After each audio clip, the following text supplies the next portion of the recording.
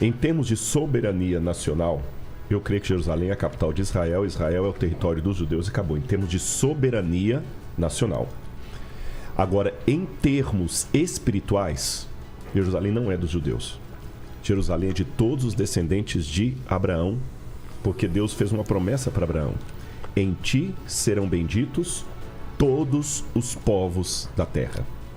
É lógico que Paulo, no Novo Testamento, vai explicar isso em Romanos. Ele falou assim, olha, nós temos a nova dispensação da igreja, mas não se esqueçam, nós somos o enxerto, a oliveira enxertada. Jesus falou com a mulher samaritana, olha, vai chegar um dia em que os verdadeiros adoradores adorarão ao Pai em espírito e em verdade, porque ela estava brigando. Qual que é o lugar de adoração? Mas você tem que lembrar que a salvação vem dos judeus. Então, como é que eu faço um balanço disso?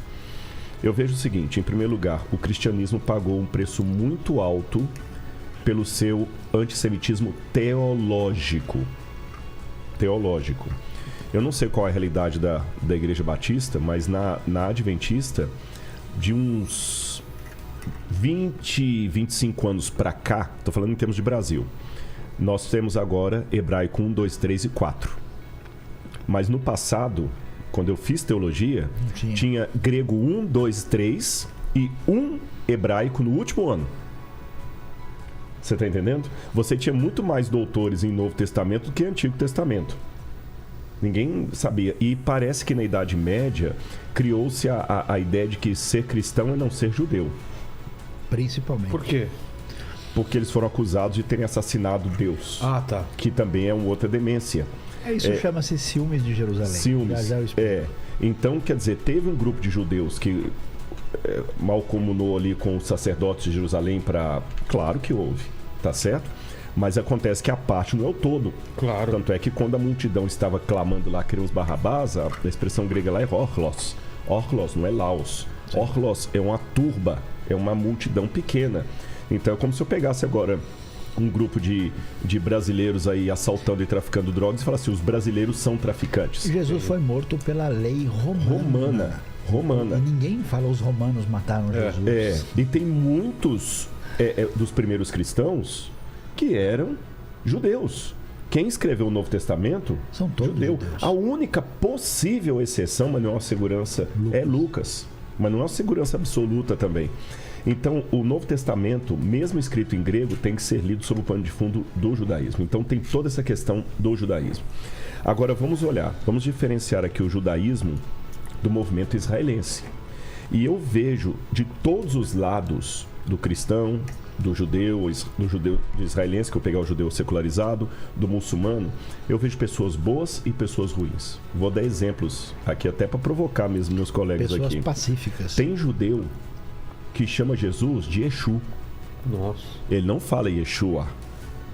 O nome em hebraico não tem nada a ver com o Exu que as pessoas não tem nada a ver com o Exu do espiritismo. Não? Não. Mas ele também não pronuncia Yeshu porque ele não sabe hebraico ou porque ele está com sotaque. É porque é uma maneira de amaldiçoar. Então, se eu olhar assim, até alguns, não todos, lembra que estou setorizando, o jeito que alguns judeus olham para Jesus, eu acho que ele é mais respeitado negativo no Alcorão, porque o Alcorão, pelo menos, o considera um profeta que vai voltar a exercer o juízo. Esses não, ele era um falastrão e tudo mais. O Akiva, o famoso Rabino Akiva, criou um judaísmo para combater Paulo. E aí cria até muita coisa e cospe em Jesus e são bem agressivos. Por outro lado, eu tenho judeus maravilhosos que têm um respeito tremendo por Jesus, mesmo não reconhecendo que ele é o Messias. Do lado dos muçulmanos, a mesma coisa. Eu tenho muçulmanos maravilhosos. E do lado dos cristãos, a mesma coisa. Tem cristão que reflete o Cristo, tem cristão que é encapetado. Né? Então, o que acontece? Eu acho que a gente também não pode dar ao tom do discurso um rótulo de modo... Sabe, toda vez que a gente rotula pessoas, é muito complicado. Todo batista é assim, todo rabino é assim, todo apresentador de podcast é assim, todo brasileiro, todo adventista é assim. Não. Toda generalização é burra. Toda generalização é burra. Então é bom a gente deixar bem claro que no discurso que a gente está fazendo aqui, pelo menos da minha parte, eu acredito que dos colegas também, isso não significa que Israel sempre acerte. Isso não significa que Israel nunca cometeu uma injustiça contra os palestinos. Isso nunca significa que tadinhos dos judeus. Não. Tem excessos dos dois lados, tá certo? Excesso dos dois lados, infelizmente. E graças a Deus, gente boa dos dois lados. Então, fazendo um contraponto aí, o Rodrigo, ele tem razão, né? Quando a gente vai ver que você tem pessoas que são favoráveis à boa coexistência, né, de todos os lados, e ainda que haja judeus e cristãos e muçulmanos e qualquer tipo de pessoa com perfil complicado, existe uma maneira de encarar a vida. E nesse sentido, agora eu vou dizer até uma coisa meio complicada: tira a religião do cenário, coloca o tipo de sociedade que se constrói. O que a tradição judaica no Estado de Israel tem a oferecer hoje é algo com que eu concordo. Você tem liberdade, você tem democracia, você tem convivência. Em Israel falam 62 línguas.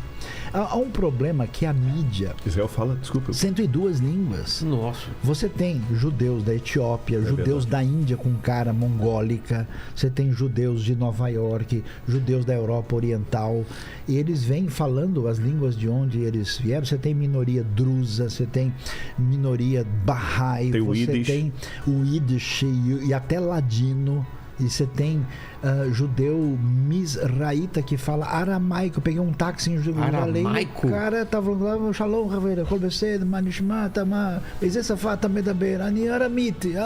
Aramaico é a língua de quem? Aramaico é a língua que foi escrita uma parte do Antigo Testamento e é a língua comum nos dias de Jesus. Ah, é? É. O cara veio do Iraque. Nossa. E aí você tem são pouquíssimos no mundo que ainda falam aramaico. Pegar um taxista que fala aramaico. Quando fala siríaco, é a mesma coisa.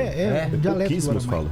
Então, uma coisa... E aí o que acontece? Esse Israel com 2 milhões de árabes cristãos, árabes muçulmanos radicais, árabes muçulmanos mais laicos e abertos para a convivência, esse país com 60% de deserto, do tamanho de Sergipe, os caras chegaram lá cheirando Auschwitz e saíram da Polônia com menos 30 abaixo de zero, onde eles vendiam roupas e tinham lojas, foram jogados no deserto. Uma geração depois, os caras estão plantando alface no deserto, eles criaram tomate cereja, eles criaram o pimentão colorido, porque existe uma cabeça que é voltada para uma civilização de construção da realidade.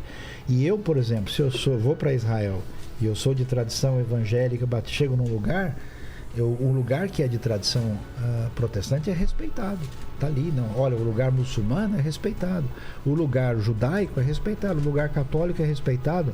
Então, Israel é um país judeu, mas é um país aberto para todo mundo. Eu não queria que nenhuma tradição religiosa dominasse Jerusalém e tomasse para ela. Agora você não pode entrar aqui. Exato. Por que o Estado de Israel é aceitável? Porque ele compartilha dos valores que eu tenho. Israel, nessas condições, ultrapassou em renda per capita o Japão, a Grã-Bretanha e ultrapassou a França.